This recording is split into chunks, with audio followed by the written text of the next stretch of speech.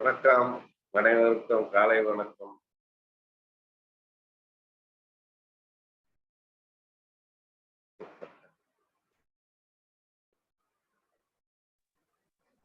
வணக்கம். வணக்கம்.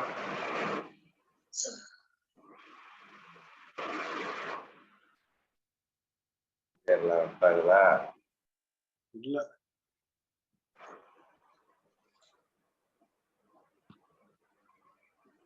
7 பேர் தான் வந்திருக்காங்க.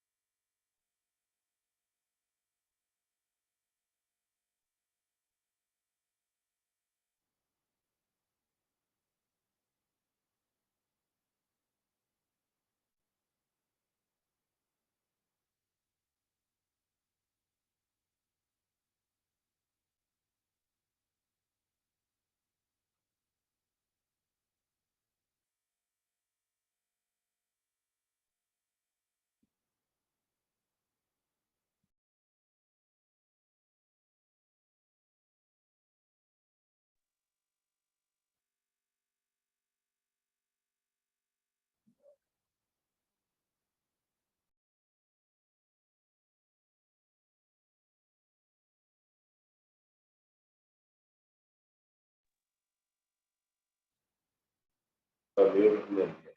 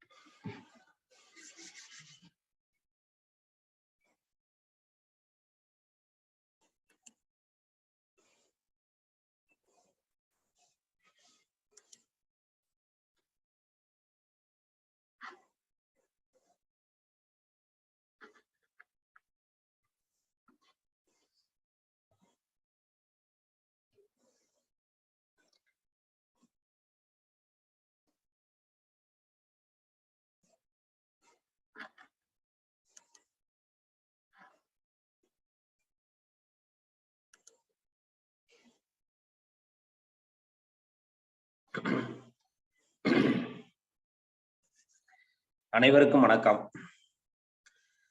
எல்லாம் வல்ல இறைவனின் திருவருளால் ரோட்டரி மாவட்டம் 2981 மாவட்ட ஆளுநர் வி செல்வநாதன் அவர்களின் சீரிய தலைமையில் Rotary club of Karaikal French city வழங்கும் காலை சக்கரம் மனிதனின் இயற்கை வாழ்வியல் முறை உன்முடல் உன்னுடல் இந்த திட்டத்தை சிறப்பாக நடத்தி கொண்டிருக்கும் rotary club of Karaikal French சிட்டியின் உதவியாளர் ரோட்டரியின் ரவி அவர்களுக்கும் தலைவர் ரோட்டரியின் குணபாலன் அவர்களுக்கும் செயலாளர் ரோட்டரி ராஜ்குமார் அவர்களுக்கும் மற்றும் இன்று நம்முடன் இணைந்து பணியாற்ற காத்துக் கொண்டிருக்கும் ரோட்டரி கிளப் ஆஃப் திருவையாறு சங்கத்தின் உதவியாளர் ரொட்டேரியன் மிசேல் தாஸ் அவர்களுக்கும் தலைவர் ரொட்டேரியன் கணேசன் அவர்களுக்கும் செயலாளர் ரொட்டேரியன் செந்தில்குமார் அவர்களுக்கும் மற்றும் திட்ட தலைவர் ரமேஷ் மோகன் அவர்களுக்கும் ஆசான் கண்ணப்பண்ணையா அவர்களுக்கும் இன்று சிறப்பு விருந்தினராக கலந்து கொண்டு சிறப்புரையாற்ற காத்துக் கொண்டிருக்கும் இறைமதன் அவர்களுக்கும் மற்றும் நிகழ்விலே உள்ள அனைத்து நல்வுள்ளங்களுக்கும் இந்த கால வேளையிலே வாழ்த்துக்களையும் வரவேற்புகளையும் தெரிவித்துக் கொண்டு நிகழ்ச்சியின் முதல் நிகழ்வாக ரோட்டரி இறைவணக்கம் வாசிக்க வருகிறார் ரோட்டரி கிளப் ஆஃப் திருவையாறு சங்கத்தின் செயலாளர் செந்தில்குமார் அவர்கள். வணக்கம். வணக்கம். இறைவா, மனித குலத்தை படைப்பித்த தந்தையே, உயர்ந்த நிறைவான நன்னறிகளை அடிப்படையாக கொண்ட ரோட்டரி கொள்கையால் இவ்வேக்க நிறுவனரை அகத்தொண்டமை செய்தமைக்கு நாங்கள் உனக்கு நன்றி சொல்கிறோம். உண்மையான ரோட்டரி மெய்ப்பொருளை ஆழமாக ஈர்ந்து கொள்ளவும் அனைத்து மக்களிடையே நம்பிக்கையும் அமைதியையும் நிலைநாட்டி ஓய்வின்றி உழைக்கவும் நிறம், சமயம், தேசம் என்ற தடைகளை பாகுபாடுகளையும் நீக்கவும் பொருளாதார சமய தடைகளையும் களையவும் மேலும் மானுடத்தின் புனிதத்தையும் தொழிலின் மேன்மையையும் முழுமையாக புரிந்து கொள்வதன் மூலம் எல்லா மனிதர்களும் எல்லா குடும்பங்களும் எல்லா நாடுகளும் நட்புடனும் தோழமையுடனும் வாழ்ந்திட உன் புனிதமான திருவடிகளை சுற்றி ஒன்று கூடி மெய்யான படைப்பாளி நீயே என்று புகழ்ந்திட எங்கள் ஒரே உண்மையான ஆதியந்தம் இல்லாத எல்லோரும் விரும்புகின்ற தந்தையே, இங்கே கூடியுள்ள ரோட்டர்கள் ஆகிய நாங்கள் எங்களுக்கு உதவி செய்யும்படி உன்னை இறைஞ்சுகிறோம். நன்றி, வணக்கம். நன்றி சார். ரோட்டரி இறை வணக்கம் வாசித்த ரோட்டரி கிளப் ஆஃப் திருவையாறு சங்கத்தின் செயலாளர் செந்தில்குமார் அவர்களுக்கு நன்றி. அடுத்த நிகழ்வாக இறைவேண்டுதல் அளிக்க வருகிறார் பூங்குடி கண்ணப்பன். அனைவருக்கும் காலை வணக்கம். எல்லையற்ற பரம்பொருளே, இப்பயிற்சியின் மூலம் உடல் உள்ளம் நலம் பெற அருள் புரிவாயாக. ஒட்டிய வயிறும் உயர்ந்த நெஞ்சமும் திறந்த தோள்களும் திண்ணிய நெஞ்சமும் துள்ளும் கால்களும் துவளா இதயமும் மலர்ந்த முகமும் கனிந்த பார்வையும் இவை யாவும் பெற்று இறையுணர்வோடும் இயற்கையோடும் இணைந்து வாழ்வோம். நம் மனம் சாந்தமானது, இரக்க குணமுடையது, நல்வினையாற்றக்கூடியது. இந்நல்வழியில் தொடர்ந்து நாம் அனைவரும் இறையுணர்வோடும் இயற்கையோடும் இணைந்து வாழ்வோம். நன்றி, வாழ்க வளமுடன். நன்றி அம்மா. அடுத்த நிகழ்வாக பிரணாமந்தி. சின்முத்திர வச்சுக்கோங்க. முதுகுத்தண்டு நேரா இருக்கட்டும், கண்கள் மூடி இருக்கட்டும். நீண்ட மூச்சு காற்று உள்ளே இருக்கிறோம்.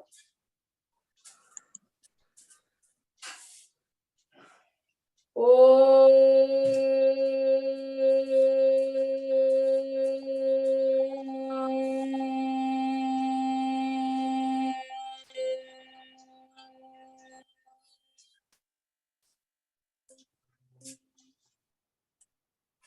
அடுத்த மூச்சு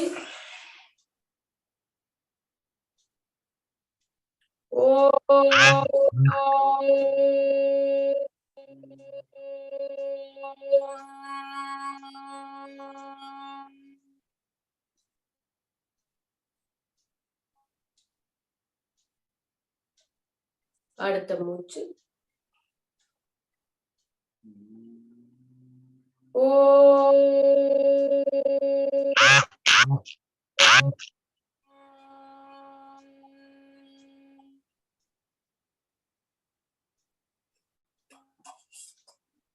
அடுத்த மூச்சு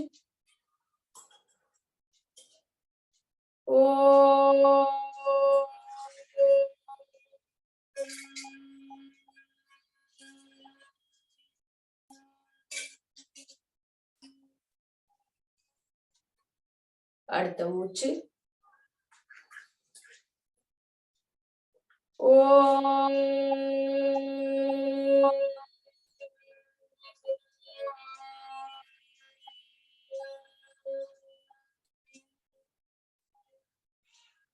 ஒரு ஆழமான மூச்சு காற்று மெதுவாக உள்ளிழுத்து மெதுவாக வெளியேற்றம் பண்ணுங்க.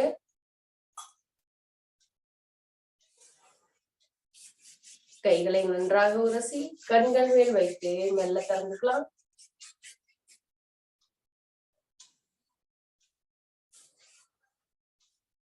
நன்றி. வாழ்க வளமுடன். நன்றி நன்றி அம்மா.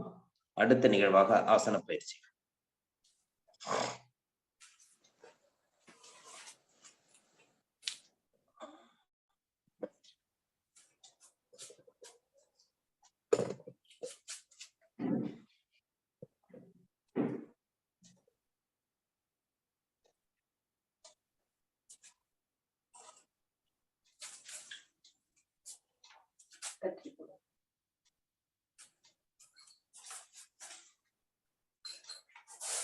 நின்ற நிலைக்கு வந்துடலாங்க. முதுகுத்தண்டை சீராக்கும் பயிற்சி கத்திரிக்கோள் ஆசனா. முதலில் வலது கால் இடது பக்கமாக வைக்கிறோம். நம்மளுடைய கைகள் மேல் நோக்கி இருக்கு. நம்மளுடைய உடம்பு வலது பக்கமாக திருப்பிக்கிறோம். 1 2 3 4 5 6 7 8 9 10. ஓய்வு. மெதுவாக கைகளை கீழே விடுறோம். கால்களை நேரா வச்சுக்கிறோம். ஒரு ஆழமான மூச்சு.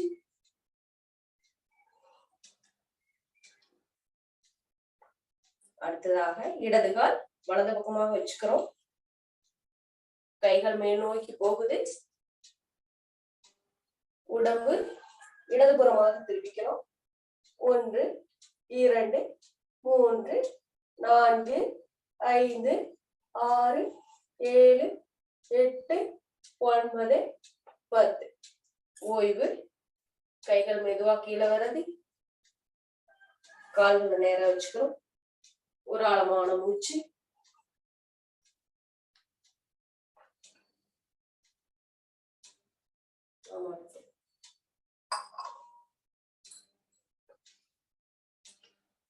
அனைவருக்கும் காலை வணக்கம்.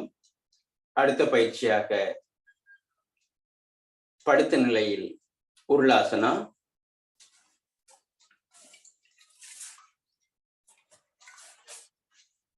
அங்க பிரதட்சணம்.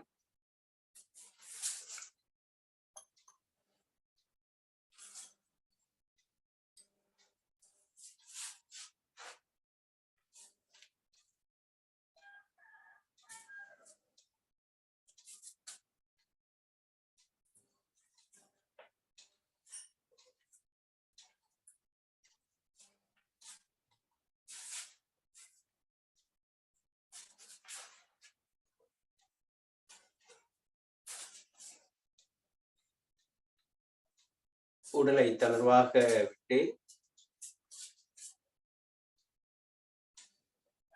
வயிற்றுப்பகுதி மேலே வரும் வரைக்கும் காற்றை ஆழமாக உள்ளிழுத்து மெல்ல மெதுவாக வெளியேற்றுகிறோம்.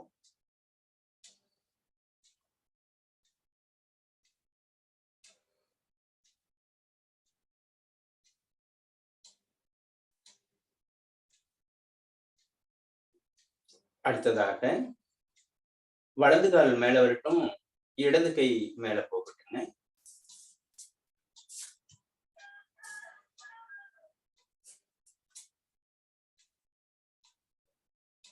அப்படியே 10 நாட்கள் உள்ளது. 1 2 3 4 5 6 7 8 9 10. ஓய்வு. ஒரு ஆழ்ந்த மூச்சு. அடுத்த கால் லெஃப்ட் ரைட் ஹேண்ட். 1 2 3 4 5 6 7 8 9. ஓய்வு. ஒரு ஆழ்ந்த மூச்சு.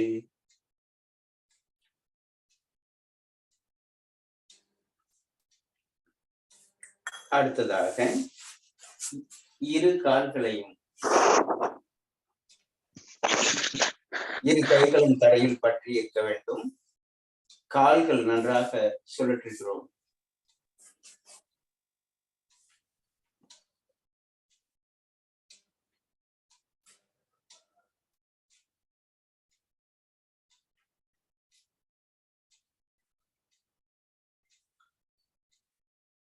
ஓய்வு. ஒரு ஆழ்ந்த மூச்சு. நிதானமான நீண்ட மூச்சு. நீண்ட மூச்சு உள்ளிழுத்த பிறகு அடுத்து அதிலே எதிர் திசையில் 2 கால்களையும்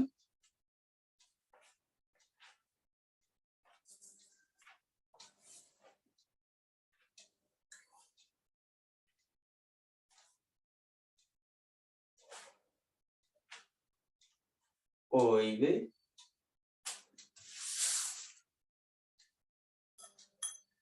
ஒரு நிதானமான நீண்ட மூச்சு.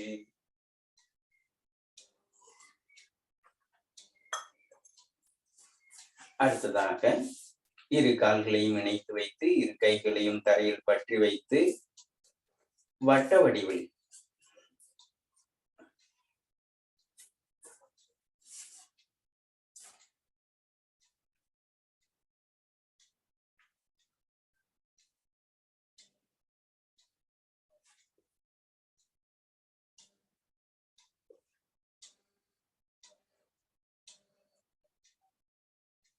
கால்கள் தரையை தொடும் அளவுக்கு கீழே சென்று மேலே வரட்டும். ஓய்வு. ஒரு நிதானமான நீண்ட ஆழ்ந்த மூச்சு. அடிவயிற்று பகுதி உயரும் அளவுக்கு காற்று உள்ளே சென்று மெல்ல மிக மெதுவாக வெளியேறட்டும். மீண்டும் கைகளை தரையில் பற்றி வைத்து எதிர் திசையில் இரு கால்களையும் சுழற்றுகிறோம். பார்ப்பதற்கு எளிமையாக இருக்கும், ஆனால் இடுப்பு முதல் அடிவயிற்று பகுதி உறுப்புகள் முழுவதும் இயக்கப்படுவதற்கு மிக மிக முக்கியமான முதன்மையான பயிற்சியாகும். செய்து பார்ப்பவர்களுக்கு மட்டுமே இது தெரியும். ஓய்வு. பார்ப்பதற்கு இலகுவாக இருக்கும், செய்தால்தான் தெரியும். ஆழ்ந்த மூச்சு. அந்த அளவுக்கு உடலில் இயக்கத்தை ஏற்படக்கூடிய ஒரு அற்புதமான பயிற்சியாகும். நிச்சயமாக தொடர்ச்சியாக செய்து கொண்டு நாம் ஏற்கனவே கூறிய உணவு முறைகளை ஒழுங்குபடுத்தினால் இடுப்பில் உள்ள அனைத்து தொந்தரவுகளும் வெளியேறி சீரடையும் என்பது உண்மை.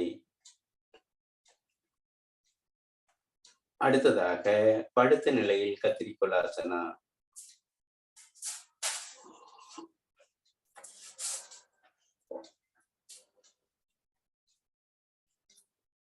ஒன்று 2 3 4 5 6 7 8 9 10. ஓய்வு.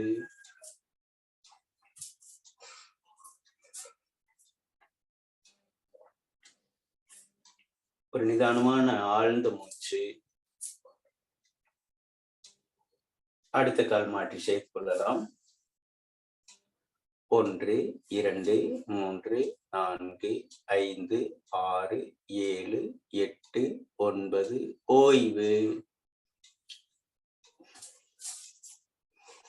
ஒரு ஆழ்ந்த மூச்சு.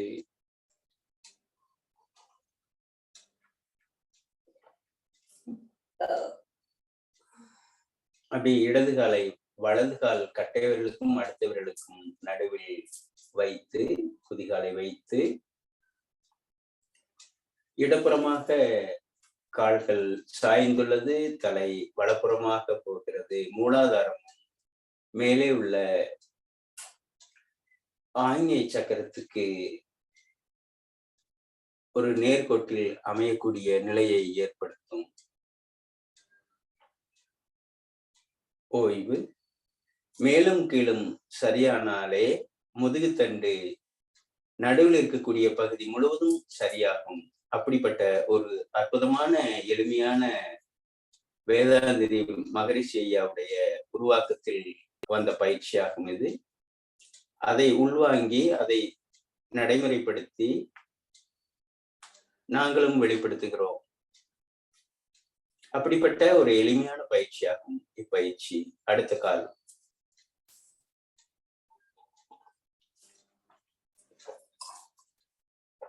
1 2 3 4 5 6 7 8 9. ஓய்வு.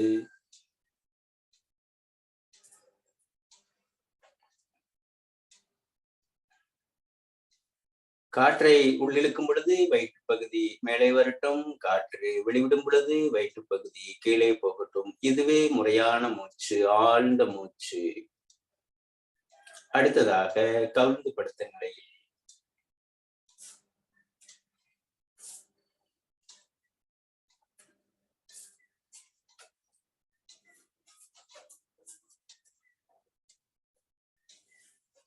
புஜங்காசனா. இரு கைகளையும் பக்கவாட்டில் வைத்து தலை மேலே உயர்கிறது.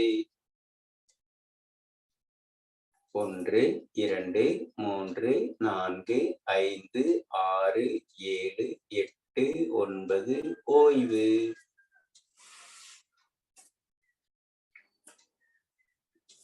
ஒரு நீண்ட மூச்சு. கால்கள் விரிந்த நிலையில் முதலை ஆசனத்தில் உள்ளது.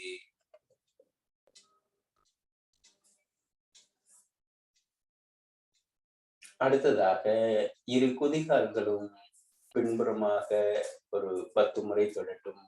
1 2 3 4 5 6 7 8 9.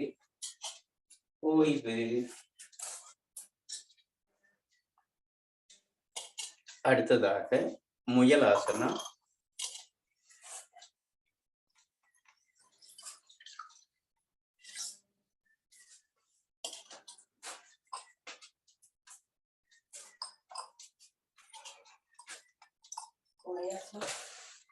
முயல் ஆசனம்.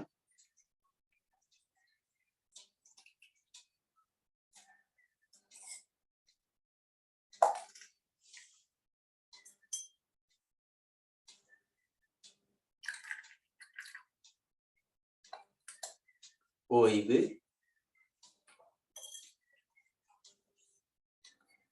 நேராக அமர்ந்து கிரியை பயிற்சி. உடலை நேராக வைத்து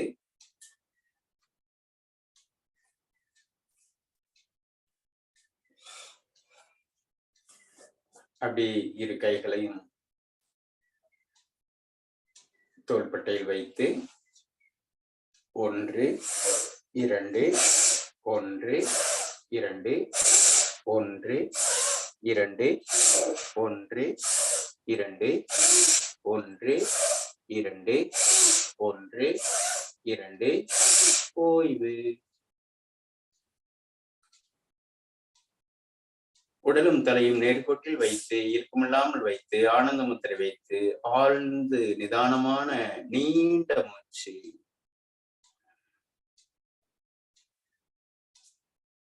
அடுத்ததாக திருமூலர் பத்திரிகா. இரு கைகளையும் பக்கவாட்டில் வைத்து கை உயரும் பொழுது காற்று உள்ளே செல்லட்டும். 1 2 உள்ளே வெளியே உள்ளே வெளியே உள்ளே வெளியே உள்ளே வெளியே உள்ளே வெளியே உள்ளே வெளியே உள்ளே வெளியே.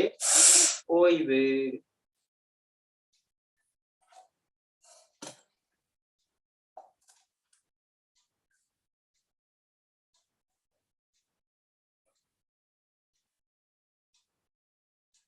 கிரிய பயிற்சிக்கு மாற்று பயிற்சியாக தேனிய பிராணாயாமம். மகர ஓசை. நீண்ட காற்றுள் எடுத்து இரு காதுகளை மடைத்து மகர ஓசை.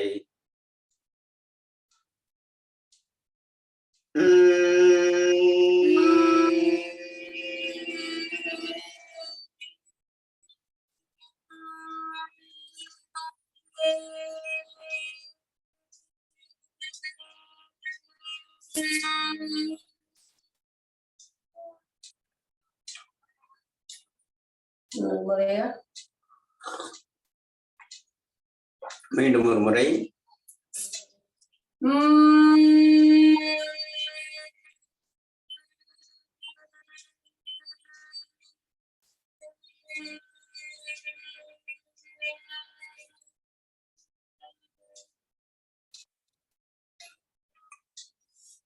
இடது கையில் சுமுத்திரை, வலது கையில் பிரணவ முத்திரை. வலது நாசி அடைத்து இடதில் உள்ளிழுத்து வலதில் வெளியேற்றி வலதில் உள்ளிழுத்து இடதில் வெளியேற்றுகிறோம். சுழல் முறை பிராணாயாம பயிற்சி 7 சுற்று செய்கிறோம்.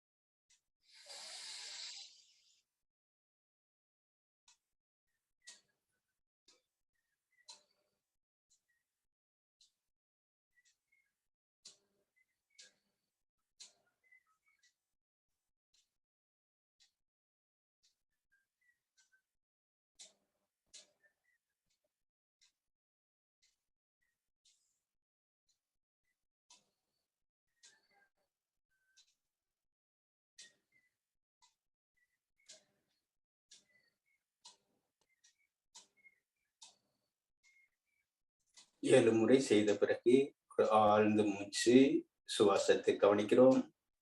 வாழ்க வளமுடன், நலம் பெருக, வளம் பெருக.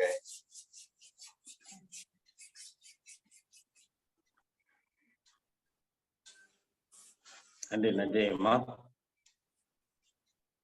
அடுத்த நிகழ்வாக தொடர்ந்து நமக்கு வாழ்வை கொண்டாடுவோம் என்ற தலைப்பில் நமக்கு சிறப்பான ஒரு சிந்தனை மிக்க அறிவுரைகளையும் சிறப்பான உரையாற்றிய இறைமதன் ஐயா அவர்கள் 2 வாரங்கள் நம் தொடர்பில் இல்லாவிட்டாலும் இன்று நம்முடன் இணைந்து இந்த நிகழ்வை சிறப்பிக்க வருகிறார்கள். வாழ்வை கொண்டாடுவோம் என்ற தலைப்பில் ஒரு அருமையான ஒரு விளக்க உரை கொடுக்க ஐயா அவர்களை அன்புடன் அழைக்கின்றோம்.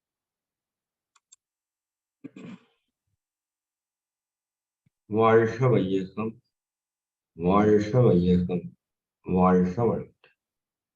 குரு வாழ்க, குருவே. அருட்பேராற்றல்,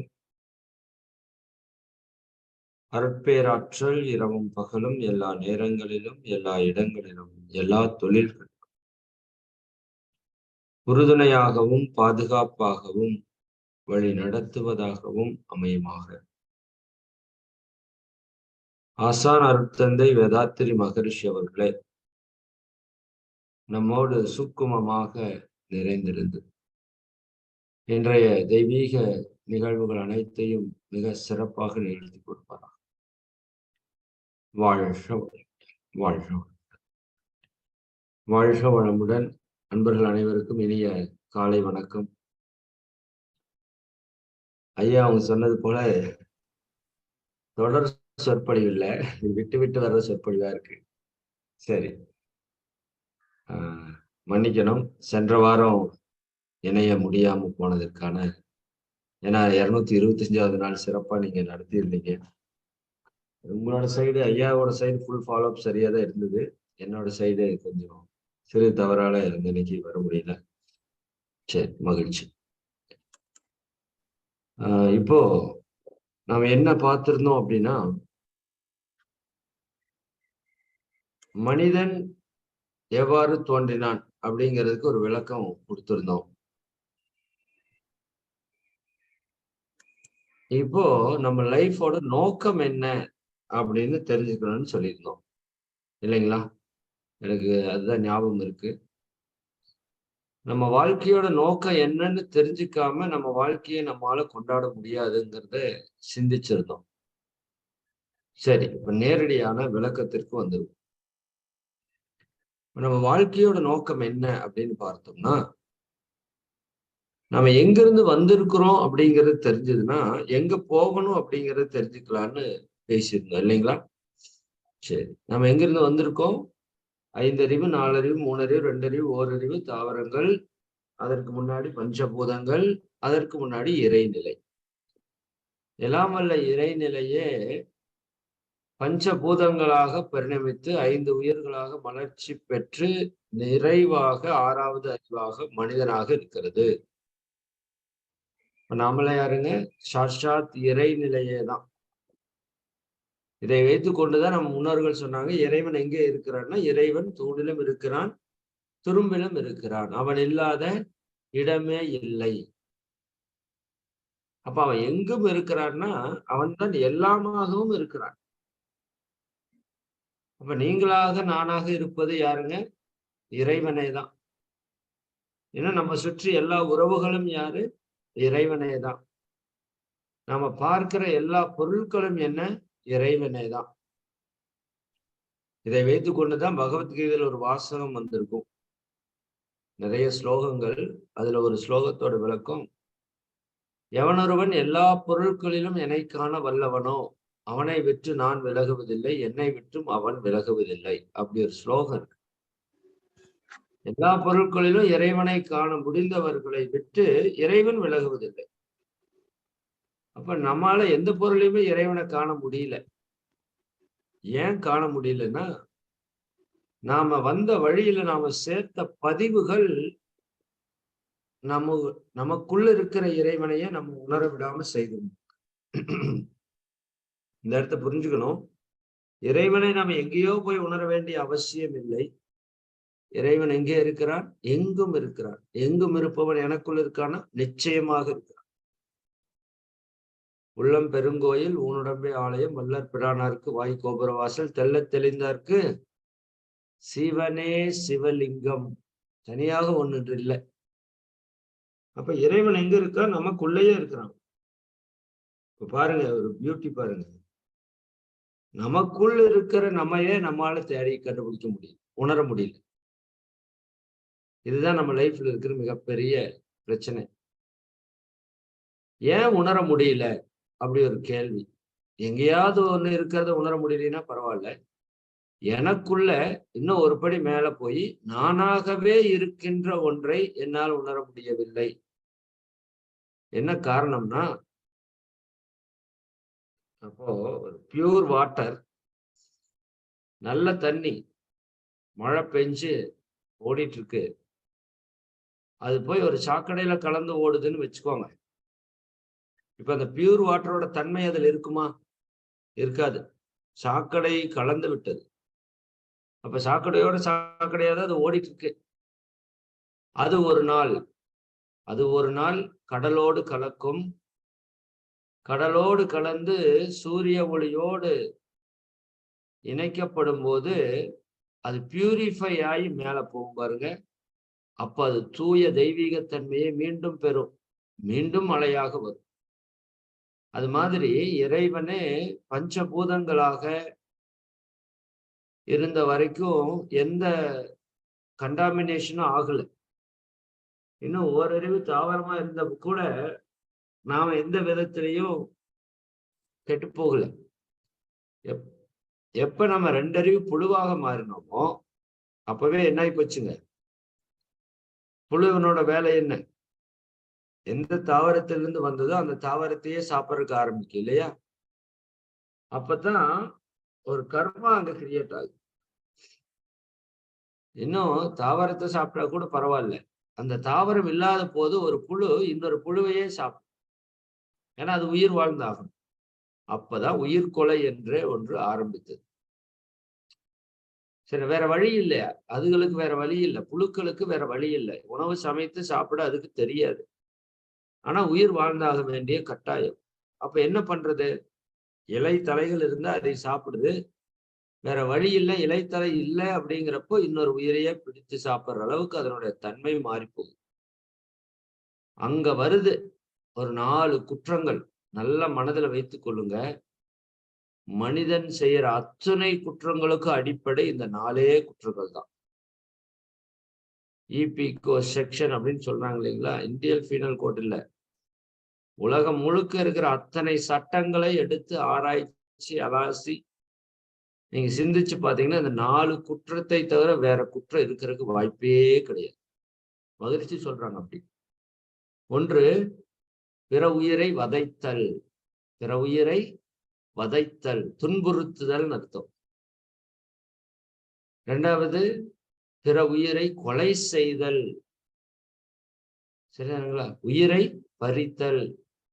3வது, அந்த உயிரினுடைய வாழ்க்கை சுதந்திரத்தை அழித்தல். அது இந்த பூமியில வாழ்றதுக்கு ஒரு சுதந்திரம் இருக்கு இல்லைங்களா? அந்த சுதந்திரத்தை அழிக்கிறது. 4வது, அதனுடைய பொருளை அல்லது உடலை பறித்து உண்ணுதல். நீங்க யோசித்து பாருங்க, ஒரு சிங்கம் ஒரு மானை என்ன பண்ணுது? முதல்ல வதைக்குது, துன்புறுத்துது இல்லையா? துன்புறுத்துது. 2வது, கொலை செய்கிறது. 3வது, அது இந்த பூமியில வாழ்வதற்கான சுதந்திரத்தை அழிக்கிறது. 4வது, அது தனக்கென்று சேர்த்து வைத்த உடலை இது திருடி தின்கிறது, பறித்து உண்கிறது. இந்த 4 குற்றங்கள் விலங்கினத்திலிருந்து மனுஷனுக்கு கிடைச்ச குற்றங்கள். இந்த 4 குற்றங்களோட அடிப்படையில் தான் இன்னைக்கு அத்தனை தவறுகளையும் நம்ம செய்து கொண்டிருக்கோம். நீங்க ஆராய்ச்சி பண்ணி பார்த்தா தெரியும். அப்ப இது யாருடைய பண்பு அப்படின்னு பாத்தீங்கன்னா விலங்கினத்தினுடைய பண்பு. இந்த 4 பண்புகளும் விலங்கினத்தினுடைய பண்பு. விலங்குக்கு இது தேவையான்னு கேட்டா நிச்சயமா தேவை. சிங்கம் போய் மானே மானே வா எனக்கு கொஞ்சம் உன்னோட காலை மட்டும் கொடுன்னு கேட்டா மான் கொடுக்காது. சிங்கத்தினுடைய வாழ்வியலுக்கு இந்த நாளுமே தவறான்னு கேட்டா தவறு கிடையாது. ஏன்னா அதற்கு சுய அறிவு கிடையாது, விவசாயம் வந்து தெரியாது. அப்ப விலங்கின வரைக்கும் அந்த 4 துன்பங்கள் தவறு அல்லன்னு நீங்க புரிஞ்சுக்கணும். ஆனால் அந்த விலங்கினத்திலிருந்து நாம் உருவாகி இருக்கிறோம். இப்ப நம்ம கிட்டையும் கருவமைப்பு பதிவாக ஹெரிடிட்டரியா அந்த பிரிண்ட் நம்ம கிட்டயும் வந்துருச்சு. சரிங்களா? அதனாலதான் நமக்குள்ள யார் இருக்காங்கன்னா நமக்குள்ள எல்லா மிருகம் படுத்து கிடக்கு. எந்த மிருகம் எப்ப வெளியே வரும்னு யாருக்கு தெரியாது. நாமளே அடிக்கடி சொல்றோம், நான் மனுஷனா இருக்கிற மரியாதையா போய் இல்லையா? சரி, உள்ள படுத்து கிடக்கிறத தட்டி எழுப்பிடாத. இதெல்லாம் நமக்கு டயலாக் தெரியும் இல்லையா? நமக்கே தெரியுது. நம்ம பேசுறதே பாத்தீங்கன்னா நிறைய பேரை அந்த மிருகத்தினுடைய தன்மை வச்சுதான் பேசும் இல்லையா? அப்போ நமக்குள்ள எல்லா உயிர்களும் இருக்குதுங்கிறத நம்ம முதல்ல புரிஞ்சுக்கணும். சரி, இப்போ அந்த விலங்கினத்திலிருந்து வந்தங்காட்டி நம்ம கிட்ட விலங்கினத்தினுடைய பண்பு நம்ம கிட்ட அதிகமாக இருக்கு. ஏன்னா ரீசெண்டா இருக்கிறது மேலா இருக்கிறது வந்து விலங்கினத்தினோட பதிவு தான். நம்ம பல கோடி ஆண்டுகளாக இந்த பிரபஞ்சத்துல இருந்தாலும் பஞ்சபூதங்களாக இருந்த காலங்கள் தான் ரொம்ப ரொம்ப அதிகம். ஆனாலும் இப்ப மேலோட்டமா எது பதிஞ்சிருக்குன்னு பாத்தீங்கன்னா விலங்குகளோட பதிவு தான் நம்ம கிட்ட பதிஞ்சிருக்கு. அப்ப அந்த விலங்குகளுடைய பதிவு தான் நமக்கு ஆழத்தில் இருக்கிற இறைத்தன்மையை உணர்றதுக்கு டிஸ்டர்பா இருக்கு. புரியுதுல்ல உங்களுக்கு? இந்த உதாரணம் உங்களுக்கு புரியும் நல்லா. அதாவது பூமிக்கு அடியில தண்ணி ஓடுதா இல்லைங்களா? நம்ம போர் போட்டு எடுக்கிறோமா இல்லையா? ஆக்சுவலா போர் போட்டு எடுக்க கூடாது, அது தவறான செயல். உதாரணத்துக்காக சொல்றேன். பூமிக்கு அடியில நீரோட்டம் ஓடுது, அந்த தண்ணியை எடுக்கணும் அப்படின்னா நீங்க நேரடியா போய் எடுத்து பயன்பெற்ற முடியாது. சரி, அதுக்கு போர் மிஷின் வைக்கணும், தொலை போடணும், மண்ணை எடுக்கணும், பாறை எடுக்கணும், அதுல என்னென்னவெல்லாம் வருதோ எல்லாத்தையும் எடுத்து நீக்கி அதுக்கப்புறம் தான் அடியில் இருக்கிற தண்ணி வெளியே வரும். கோயிலுக்கு போறீங்க, போனா திரை போட்டிருப்பாங்க சரிங்களா? இன்னும் வள்ளலார் இப்பதான் தைப்பூசம் முடிஞ்சது, 7 திரை இருக்குங்க. அப்ப அந்த திரைகளை நீக்கினால்தான் நீங்கள் இறைவனை காண முடியும். நல்லா புரிஞ்சு, திரைகளை நீக்கினால்தான் இறைவனை காணும். அப்போ நம்ம கிட்ட நிறைய லேயர்ஸ் இருக்கு. இந்த கர்ம வினைகளோட லேயர்ஸ் நிறைய. அந்த திரைகளை நம்ம கிட்ட இருந்து நீக்கினா மட்டும்தான் உள்ள இருக்கிற இறைவனை நாம தரிசிக்கும். இதைத்தான் சிம்பாலிக்கா கோயில் என்ன பண்ணிருப்பாங்கன்னா, உலகத்திலேயே மிகச்சிறந்த கலை சிற்பக்கலை. கோயில்ல சிலை வந்து சிற்பக்கலையில வடிச்சு வச்சிருப்பாங்க. நிறைய பேருக்கு ஏன் சிற்பக்கலையில வச்சிருக்காங்கன்னு தெரியாது. சிற்பக்கலையில வச்சிருக்காங்கன்னு பாக்குறோம். ஏன் சிற்பக்கலையில வச்சிருக்காங்க அப்படின்னா நல்லா புரிஞ்சுக்கோங்க. சிற்பக்கலை தவிர மற்ற எல்லா கலைகளும் சேர்த்தால் உருவாகும். நல்லா புரிஞ்சுக்க, சேர்த்தால் உருவாகும். ஒரு பாடல் கலை என்றால் நீங்கள் பல ராகங்களை சேர்க்க வேண்டும். ஒரு ஆடல் கலை என்றால் நீங்கள் பல நடன அசைவுகளை நீங்கள் சேர்க்க வேண்டும். ஏன் ஒரு சமையல் கலை என்றால் கூட சேர்க்க வேண்டும். ஒரு ஓவியக்கலை என்றால் கூட பல வர்ணங்களை சேர்க்க வேண்டும். இப்படி நீங்க எந்த கலை எடுத்துக்கொண்டாலும் சேர்க்கணுங்க. ஆனால் உலகத்தில் ஒரே ஒரு கலை மட்டும்தான் கழித்தால் உருவாகும். கழித்தால் உருவாகும். அது சிற்பக்கலை மட்டும்தான். ஆக்சுவலா சிற்பம் எப்படி இருக்குன்னு பாருங்க. ஒரு பெரிய பாறை, கரடுமுரடான பாறை இல்லையா? அந்த பாறையை எடுத்து சிற்பி என்ன பண்றாரு? தட்டி தட்டி தட்டி தட்டி தட்டி தட்டி தட்டி தட்டி தட்டி தட்டி அது ஒரு உருவத்துக்கு கொண்டு வர்றாரு. ஒரு சிற்பிகிட்ட போய் கேட்டாங்களாமா, நீங்க அற்புதமாக இந்த சிலையை வடிவமைத்திருக்கிறீர்கள், செதுக்கி இருக்கிறீர்கள் அப்படின்னு. அவர் சொன்னாராமா, இந்த சிலையை நான் அற்புதமாக வடிவமைக்கவில்லை, இந்த பாறைக்குள்ளே இந்த சிலை மறைந்திருந்தது. நல்லா புரிஞ்சுக்கோங்க, இதுல விஷயம் இருக்கு. இந்த சிலையிலிருந்து தேவையற்ற பகுதிகளை நீக்கினேன், சிலை வெளியே வந்து விட்டது. எவ்வளவு பெரிய விஷயம். அப்ப நாம எப்படி இருக்கோம்னா பாறை மாதிரி இருக்கோம். நம்ம கிட்ட இருக்கிற தேவையற்ற விஷயங்களை தட்டி தட்டி தட்டி தட்டி யார் நீக்குகிறாரோ உள்ளிருக்கிற இறைவனை, இறைத்தன்மையை நாம் காண முடியும். எனவே உனக்குள் இருக்கிற தேவையற்றவைகளை நீக்கி கொண்டு இறைவனாக நீ மாறு என்று உணர்த்துவதற்காகத்தான் இந்த சிற்பக்கலையை நம்ம முன்னோர்கள் கோவில்கள்ல வச்சாங்க. சரிங்க. அப்ப நம்ம நோக்கம் என்ன? தெரிந்தோ தெரியாமலோ, அறிந்தோ அறியாமலோ விலங்கினத்தின் வழியாக வந்து விட்டோம். அப்ப அவற்றினுடைய பதிவுகளை எல்லாம் நம்ம பெற்றிருக்கிறோம். இப்ப அந்த பதிவுகளை நீக்கி கொள்ளணும்னா விலங்கினத்தினுடைய பண்பிலிருந்து மனித குணத்திற்கு மாற வேண்டும். நாமெல்லாம் மனிதர்கள், மனித பண்பிற்கு நாம் மாற வேண்டும். அப்ப மனித பண்புக்கு மாறுவதற்காகத்தான் இந்த யோக பயிற்சிகள், தியான பயிற்சிகள், இவ்வளவு முயற்சிகள் எல்லாம் எதற்குன்னா நம்ம மனுஷத்தன்மைக்கு மாறும். இப்ப எது ஆதிக்கத்தில் இருக்குங்க? விலங்கினத்தினுடைய பண்பு ஆதிக்கத்தில் இருக்கு. அதனால நம்ம என்ன பண்றோம்? கோபப்படுறோம், பொறாமப்படுறோம், சண்டை போடுறோம், வெறுக்கிறோம், இல்லையா? இதெல்லாம் யார் பண்புனா விலங்கினத்தினுடைய. அப்ப இதனுடைய விளைவு என்ன கிடைக்கும்னா நாம முதல்லயே கர்மாவை சேர்த்திட்டு இருக்கிறோம். சரிங்களா? கர்மானா புரியுது இல்லையா உங்களுக்கு? கர்மால ரெண்டு, நல்ல கர்மா, கெட்ட கர்மா. கர்மானா செயல் அல்லது வினை, இல்லைங்களா? அப்போ நம்ம நல்லதையும் செய்யறோம், கெட்டதையும் செய்யறோம். நல்லதை செய்யறப்ப நல்ல விளைவுக்கான தன்மை நமக்குள்ள வருது, அதை புண்ணியம்னு சொல்றோம். கெட்டதை செய்யறப்ப கெட்ட விளைவுக்கான தன்மை வருது, அது நம்ம பாவம்னு சொல்றோம்.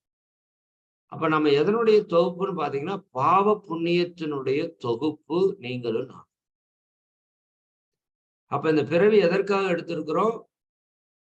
பல்லாண்டு காலம் சேர்த்த பாவ பதிவுகளை கழித்து கொண்டு தூய்மை பெறுவதற்காக இந்த பிறவி எடுத்து.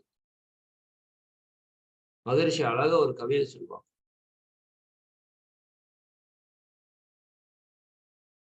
நல்ல கவி. வினைப்பதிவாம் வினைப்பதிவாம் சுமையை விடுத்து தூய்மை பெறவே. நல்ல அந்த கவியை மனசுல வாங்கிக்கோ. வினைப்பதிவு என்கின்ற சுமையை விடுத்து தூய்மை பெறவே நினைவாய் உடல் எடுத்து. அம்மாவோட உயிரும் அப்பாவோட உயிர் எதுக்கு சேர்ந்தது தெரியுங்களா? சரிங்களா? இந்த ரெண்டு உயிருக்கும் தெரியும் தன்னோட கர்ம வினையை கழித்து கொண்டு தன்னுடைய மூலத்தோடு இணையணுங்கிறது ரெண்டு உயிருக்கு தெரியும். இந்த ரெண்டு உயிரும் எதற்காக இணைந்ததுன்னா தங்களிடம் இருக்கிற கர்ம வினைகளை கழித்துக் கொள்வதற்காகத்தான் இணைந்தது. அதைத்தான் மகரிஷி அழகா சொல்றாங்க. வினைப்பதிவு என்கின்ற பாவப்பதிவு சுமைகளை விடுத்து தூய்மை பெறவே நினைவாய் உடல் எடுத்து. ஆனா என்ன ஆயிப்போச்சு? நிலம் மீது விழுந்த பின்னே, இந்த நிலம் மீது விழுந்ததுக்கு அப்புறம் என்னை மறந்தேன், என்னை மறந்தேன், நான் யாருன்னு மறந்துட்டேன், எந்தன் வினை மறந்தேன், நான் என்ன செய்யணுங்கிறதையும் மறந்துட்டேன். இன்னொன்னு பாருங்க, இறைவா உன்னை மறந்தேன். மூணையுமே சொல்லிட்டாரு மகிழ்ச்சி. இறைவா உன்னையும் நானு மறந்துட்டேன். சரி, என்னை மறந்தேன், எந்த வினை மறந்தேன், இறைவா உன்னை மறந்தேன், நீ உள்ளிருந்து என்னை மீட்டு. அது நாமளாவெல்லாம் அடைய முடியாது. அந்த இறை ஆற்றலே நமக்குள்ள நின்று அந்த இறை உணர்வை கொடுப்பதற்கான ஏற்பாட்டை செய்யும். அதனாலதான் அவன் அருளாலே அவன் தாள் வழங்கி அப்படின்னு ஒரு வாசகம் நீங்க கேள்விப்பட்டிருக்கலாம். அவன் அருளாலே அவன் தாள் வணங்கி, இல்லைங்களா? அப்போ நம்மளுடைய நோக்கத்தை தெளிவாக புரிந்து கொள்ளுங்க. நாம எதற்காக வந்திருக்கிறோம் அப்படின்னா பச்சி போண்டா சாப்பிட்றதுக்கு, புரோட்டா சாப்பிட்றதுக்காக வரல. இந்த வாய் 5 அறிவுலயே வந்துருச்சு, சாரி 2 அறிவுலயே வந்துருச்சு. 2 அறிவுல இருந்து சாப்பிட்டே இருக்கிறோம், இன்னும் வாய் நிறைவாகல. சரிங்களா? தோல் ஓரறிவுல இருந்து வந்துருச்சு, தொடு உணர்வுக்காக நம்ம வரல. மூக்கு 3 அறிவுல இருந்து இருக்கு, நுகர் உணர்வுக்காக நம்ம வரல.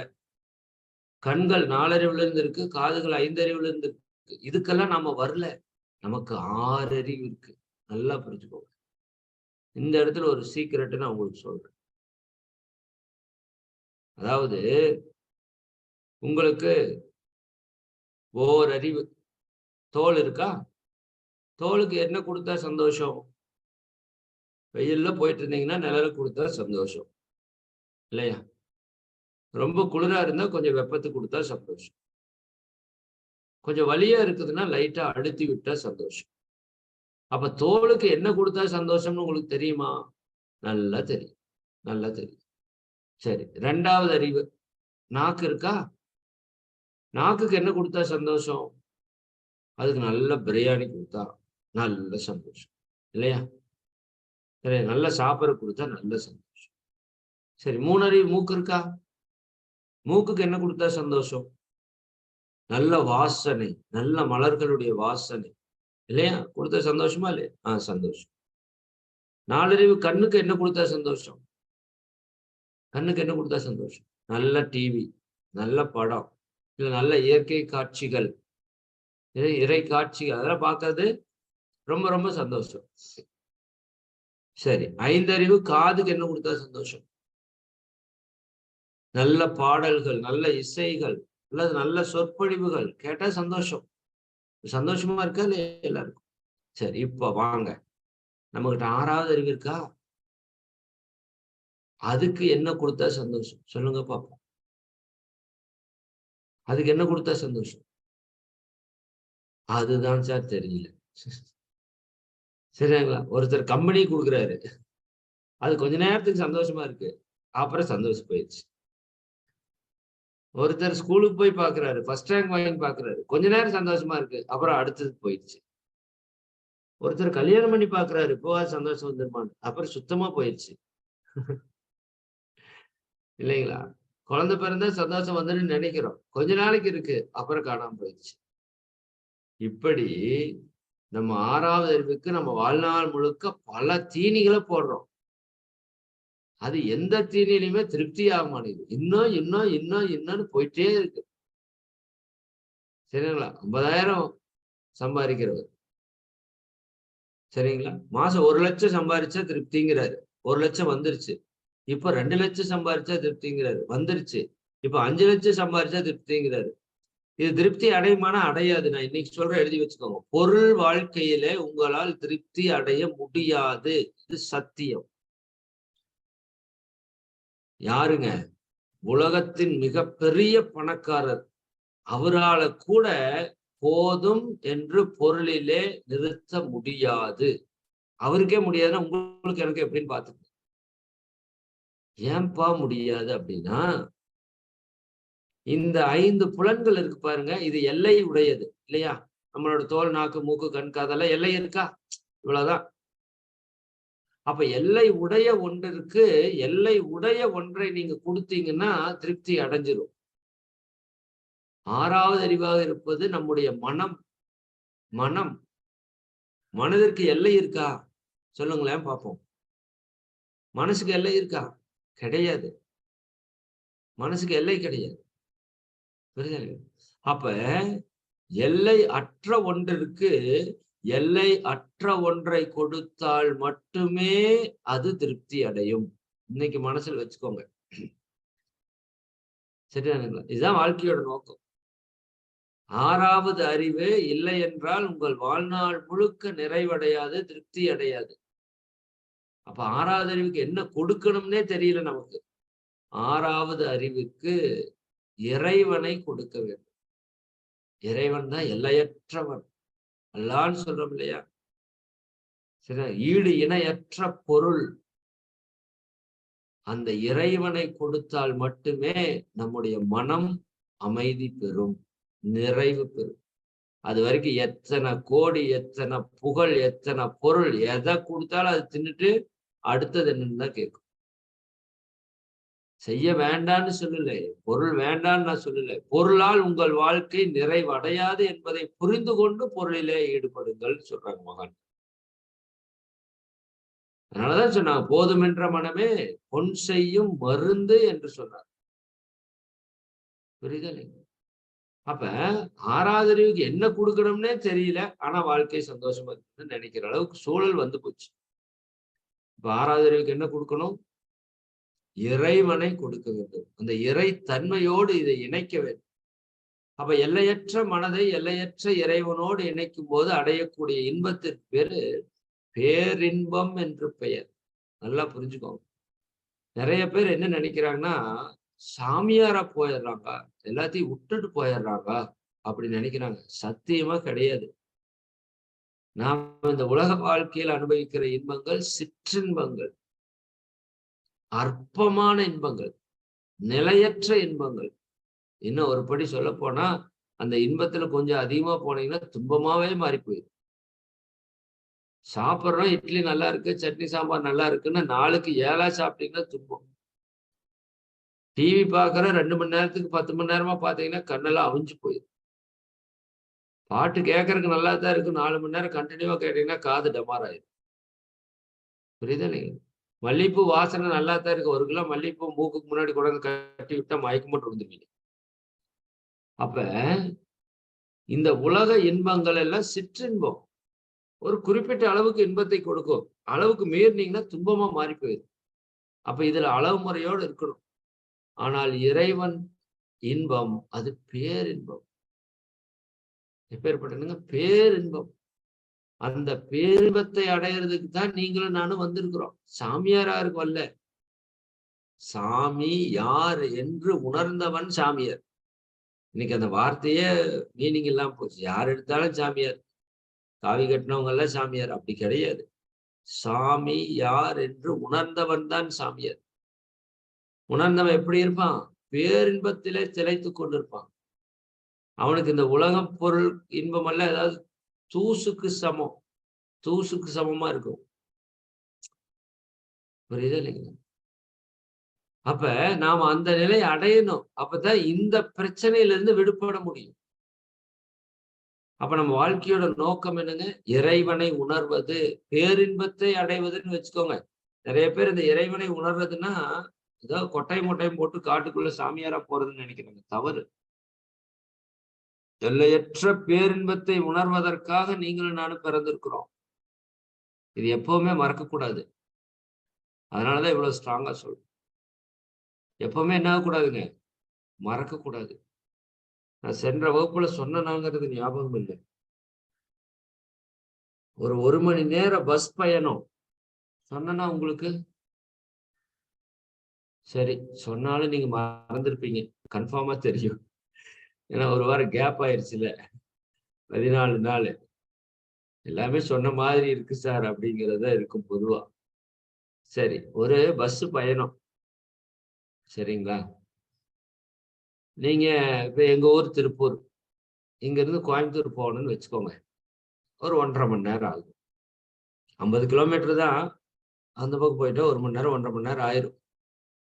இப்ப நீங்க உங்க ஊர்ல இருந்து பக்கத்தால ஒரு ஊருக்கு போகணும்னு வச்சுக்கோங்க.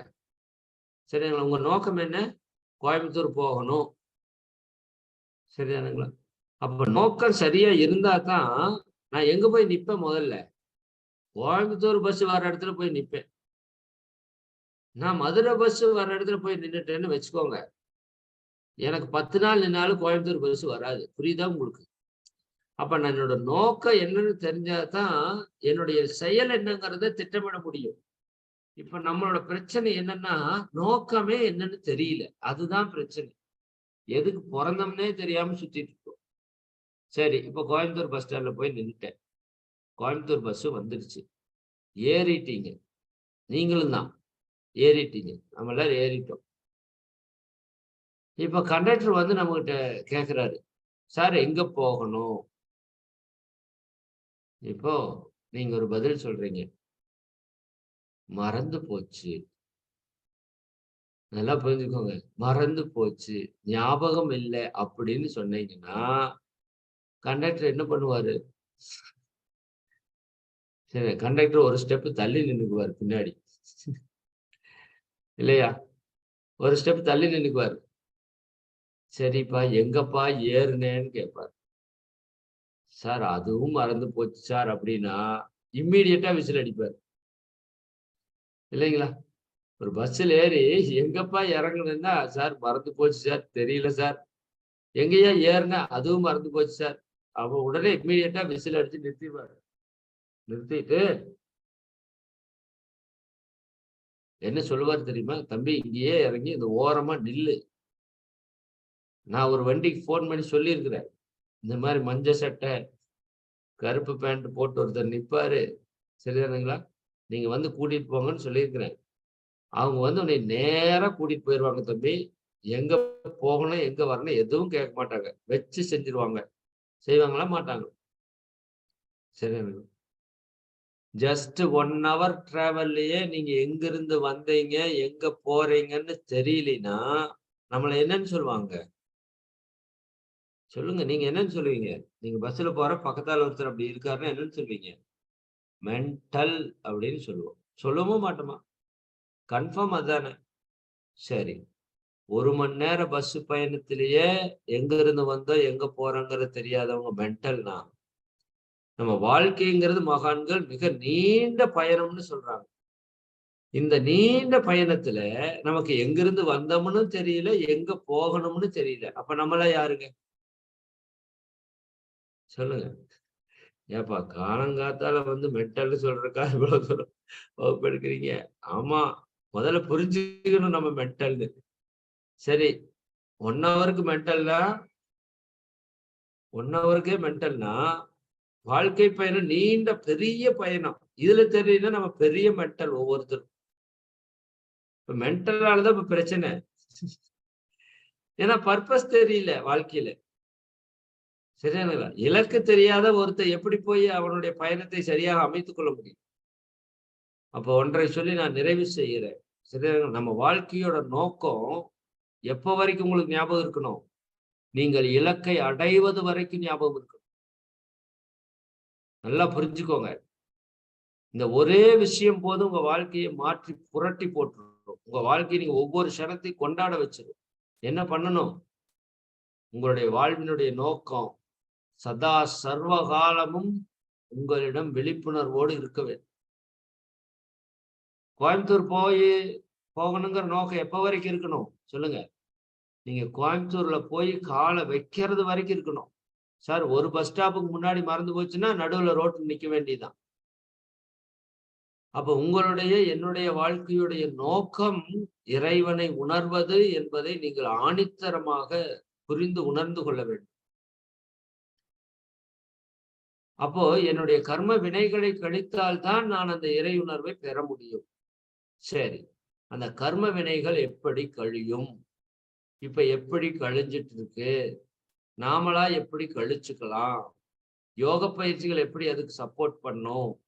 இது எல்லாம் நம்ம வந்து அடுத்த வாரத்திலே நாம் சிந்திப்போம் என்று கூறி அனைவருக்கும் நன்றிகளையும் வாழ்த்துக்களையும் கூறி அருட்பேராற்றல் கருணையினால் இந்த நிகழ்விலே கலந்து கொண்டுள்ள அன்பர்கள் அனைவரும் இந்த நிகழ்வினுடைய அருட்சேவையை சிறப்பாக செய்து கொண்டிருக்கின்ற அன்பர்கள் அனைவரும் அவருடைய அன்பு குடும்பமும் அருட்பேராற்றல் கருணையினால் உடல் நலம் நீலாயுள் நிறை செல்வம் உயர் புகழ் மெய்ஞானம் ஓக்கி இறை உணர்வு அறநெறி கல்வி தனம் தானியம் இளமை வலிவு துணிவு நன்மக்கற்பேர் அறிவிலுயர்ந்தோர் நட்பு அன்புடைமை அகத்தவம் அழகு புகழ் மனித மதிப்புணர்ந்து ஒழுகும் பண்பு முறையுடைமை எனும் வேறு 16 பெற்று பெருவாழ்வு வாழ்க வாழ்க வாழ்க வாழ்க வாழ்க மிக்க நன்றி.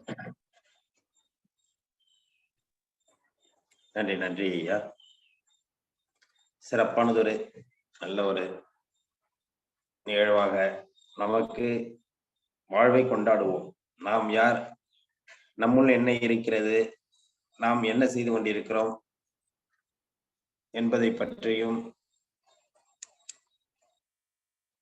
அருமையான ஒரு விளக்கம்.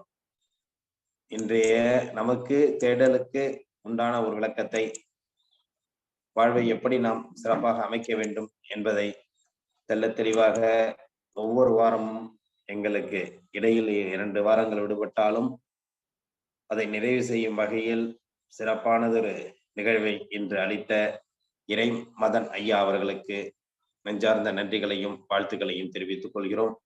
உங்களுடைய சிறப்பான இந்த சேவை இந்த காலச்சக்கரம் நிகழ்வில் தொடர்ந்து எங்களுடன் இருக்க வேண்டும் என்பதும், எங்களுக்கும் ஒரு பயனுள்ள நிகழ்வாக, அனைவருக்கும் பயனுள்ள நிகழ்வாக இருக்க வேண்டும் என்பதையும் தங்களுக்கு இத்தருணத்திலே தெரிவித்துக் கொண்டு உங்கள் உரைக்கு நெஞ்சார்ந்த நன்றிகளையும் வாழ்த்துக்களையும் தெரிவித்துக் கொள்கிறோம். நன்றி. நன்றி ஐயா. நன்றிங்க, மிக்க நன்றி. நிறைவு பண்ணிக்கிட்டுங்களா? நன்றி. நன்றி. நன்றி. நன்றி. அனைவருக்கும் நன்றி. வாழ்க வளமுடன். மற்றும் 2 நாட்கள் நம்முடன் இணைந்து பணியாற்றிய ரோட்டரி கிளப் ஆஃப் திருவையாறு சங்கத்தின் தலைவர் கணேசன் அவர்கள் ஒரு சில வார்த்தைகள். அனைவருக்கும் வணக்கம். சிறப்பான இந்த காலை வேளையிலே எங்கள் சங்கத்தையும் உறுப்பினர்களையும் இணைத்து சிறப்பான முறையில் நிகழ்ச்சியை 364 நடத்த ஏற்பாடு செய்த நமது காரைக்கால் பிரெஞ்ச் சிட்டி தலைவர் குணபாலன் மற்றும் அவரது இணை தொகுப்பாளர்கள் மற்றும் ஆசனம் அனைத்தும் சிறப்பாக இருந்தது. இந்த பயணத்தில் எங்களையும் இணைத்து சிறப்பான முறையில் மீண்டும் தொடர்ந்து செயல்படுவோம் என்று கூறி வாய்ப்புக்கு நன்றி கூறுகிறேன். நன்றி, வணக்கம். நன்றி சார். நேற்று சங்கத்துல இருந்து நிறைய பேர் இணைஞ்சிருந்தாங்க, பார்த்தா சந்தோஷமா இருந்துச்சு. இன்னைக்கு பாத்தீங்கன்னா யாருமே வரல. சங்கத்தை எடுத்து கூறுங்க, ஏன்னா நிகழ்வுல நீங்க கலந்துக்கிறது பெரிய விஷயம். இன்னைக்கு கிட்டத்தட்ட 232 நாட்கள் நம்ம இந்த பயணம் சிறப்பாக நடந்து கொண்டிருக்கிறது. இந்த நிகழ்வுகள் ஒரு தலைவரோட கடமைதான் இது கொண்டு சேர்க்க வேண்டியதாக இருக்கும். ஒரு சங்கத்துல 40-50 பேர் 100 பேர் கிட்டத்தட்ட இருக்கீங்க. அதனால இந்த நிகழ்வு உங்க சங்கத்துல கொண்டு சேருங்க. அனைத்து உறுப்பினர்களையும் இந்த நிகழ்வை பார்க்கக்கூடிய சூழ்நிலை உருவாக்குங்கள். இந்த நிகழ்வு எப்படின்னா, இன்னைக்கு நமக்கு ரோட்டரிக்கு கிடைக்கிறது பெரிய விஷயம். இன்னைக்கு அதை நம்ம செயல்படுத்திட்டு இருக்கிறோம். அதனால நம்ம எவ்வளவு பணிகள் செய்தாலும் நம் குடும்பத்தை சார்ந்து நம் இந்த நிகழ்வை அனைவருக்கும் நாமும் சரி, நம்ம குடும்பத்துக்கும் சரி, இந்த நிகழ்வு இன்னைக்கு பயனுள்ள ஒரு நிகழ்வாக தான் இருக்கிறது. ஏன்னா இந்த நிகழ்வை நாம் வீடு தேடி வரும் இந்த நிகழ்வை விட்டுவிட்டு நாம் இந்த நிகழ்வை வெளியில் தேடிக்கொண்டிருக்கிறோம் என்பதுதான் இந்த நேரத்தில் உண்மை. கண்டிப்பாக நீங்க இந்த நிகழ்வு அடுத்தவர்களும் எடுத்து சொல்லுங்க, உங்க சங்கத்துக்கும் எடுத்து சொல்லுங்க. எல்லாருமே இந்த நிகழ்வுல கலந்துக்கிற ஒரு வாய்ப்பை நீங்க ஏற்படுத்த வேண்டும். நன்றி. உங்களுடைய அன்பான உரைக்கு வாழ்த்திருக்கேன். நன்றி. மற்றும் இந்த நிகழ்வை தொடர்ந்து நடத்தி கொண்டிருக்கும் rotary club of Karaikal French city சங்கத்திற்கும், இன்று நம்முடன் இணைந்து பணியாற்றிய ரோட்டரி கிளப் ஆஃப் திருவையாறு சங்கத்திற்கும் மற்றும் ஆசான் கண்ணப்பன் ஐயா அவர்களுக்கும் பூங்குடி கண்ணப்பண்ணம் அவர்களுக்கும், இன்று நமக்கு சிறப்பு விருந்தினராக கலந்து கொண்டு சிறப்புரையாற்றிய இறைமதன் ஐயா அவர்களுக்கும் மற்றும் நிகழ்விலே கலந்து கொண்டு தொடர்ந்து நமக்கு நல்ல ஒரு ஆதரவை அளித்துக் கொண்டிருக்கும் அனைத்து நல்வுள்ளங்களுக்கும் இந்த காலை வேளையிலே வாழ்த்துக்களையும் நன்றிகளையும் தெரிவித்துக் கொண்டு, நாளை காலை தாய்ச்சி பயிற்சி என்பதை அனைவருக்கும் தெரியப்படுத்தி காலை 5:30 மணி தாய்ச்சி பயிற்சி சந்திப்போம் என்று நன்றி கூறி விடைபெறுகிறோம். நன்றி, வணக்கம். வாழ்க வளமுடன், வாழ்க வளமுடன், வாழ்க நலமுடன்.